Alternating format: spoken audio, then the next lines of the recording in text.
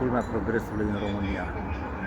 Dintr-o țară producătoare de energie, exportatoare de energie, cu multe hidrocentrale, termocentrale,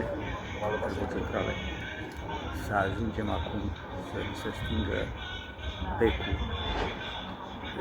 Știu, guvernații ne spun că nu mai erau eficiente termocentralele. Da, pentru ei nimic nu a fost eficient. A fost eficient numai să produiască ei, să fure, să facă ei conturi babane. Am făcut și o statistică cu inteligența artificială și o să vedeți ce mi-a dat.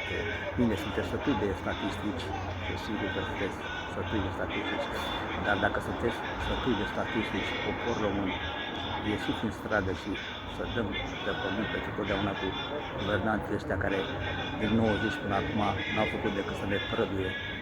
Toți din 90 până acum, nu zic numai unii, toți. Sus, patria, deci, popor, jos, în mafia. stradă, de pământ. Sus, patria, jos, mafia.